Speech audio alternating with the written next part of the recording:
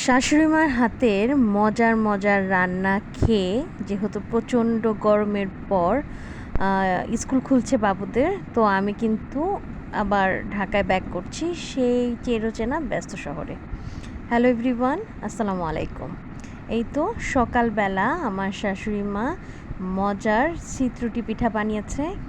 আর এই চিত্রুটি পিঠাটা সে খুব মজা করে বানায়, ভালো হয় আর কি, একদম সুন্দর করে। এখানে মানে গ্রামীণ পদ্ধতিতে এখানে কলার একটা ডগা, ওটাকে কেটে নিয়ে তাতে তেল দিয়ে বারবার ঘষে নিয়ে তারপর এই চিত্রটিগুলো দিয়ে দিলে তাহলে আর লেগে যায় না, সুন্দরভাবে উঠে যায়।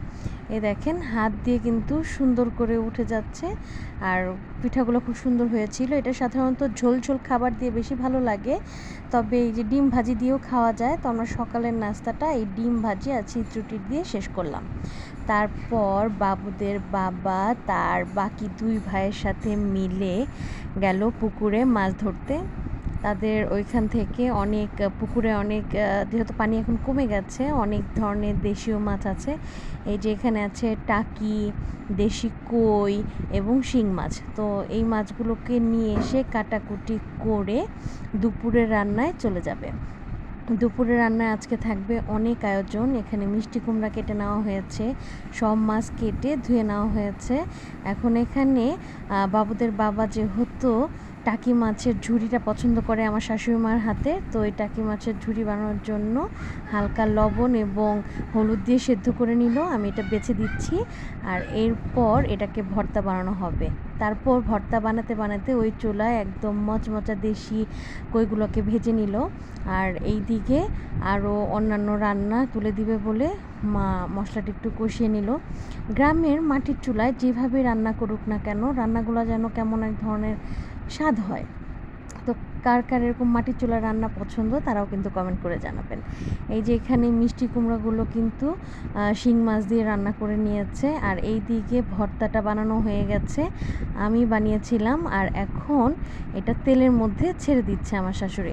আর এখন সে এটা হালকা আঁচে লো মিডিয়াম হিটেই সে কিন্তু এটাকে হালকা করে ভেজে নেবে। আর আমরা যারা গ্যাসের চুলায় রান্না করে অভ্যস্ত তারা কিন্তু লো মিডিয়াম হিটটা কমিয়ে বাড়িয়ে নিই, কিন্তু আমার শাশুড়িমার হাতে বা যারা মাটির চুলায় রান্না করে তাদেরও ব্যালেন্স থাকে, তারাও হিট কমায় বাড়ায়।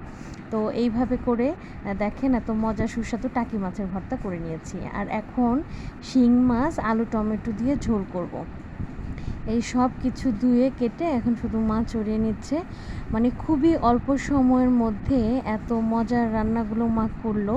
তো সব কিছু খেয়ে আমরা একটু সন্ধ্যা হওয়ার পর, মানে রোদটা পুরা একদম অনেক থাকে, তখন না বের হয়ে আমরা আসরের নামাজ পড়ে তারপর রওনা দিব ঢাকার উদ্দেশ্যে। তার কারণ এতদিন প্রচণ্ড গরমের জন্য স্কুল বন্ধ থাকায় আমার আর ঢাকায় ফেরা হয়নি। তো আমরা সব শেষে এই যে টাঙ্গাইল হাইওয়ে রোডে এখানে অপেক্ষা করছি আমাদের সব কিছু নিয়ে। তো এখানে এত গরমে বাচ্চাদের ভালো লাগছে না, একে দাদুর বাড়ি নানুর বাড়ি সব জায়গা ছেড়ে আসতে তাদের খুব খারাপ লাগছিল, এর জন্য তাদের মনটা একটু খারাপ। আর প্রচণ্ড গরম যে আবার সেই ব্যস্ত জীবন পড়াশোনায় ফিরে যেতে হবে, তো এইটা ভেবে ওদের আরও বেশি খারাপ লাগছে। কি করার, চলে তো যেতেই হবে। তো খুব তাড়াতাড়ি আমরা বাস পেয়ে গিয়েছিলাম কিছুক্ষণের মধ্যেই। আর তারপর আমরা ঢাকার উদ্দেশ্যে রওনা দিলাম। তো আজকে আমার ভিডিওটা এই পর্যন্তই ছিল। সবাই ভালো থাকবেন, সুস্থ থাকবেন। ভিডিওটি ভালো লাগলে লাইক কমেন্ট শেয়ার করবেন। আল্লাহ হাফেজ।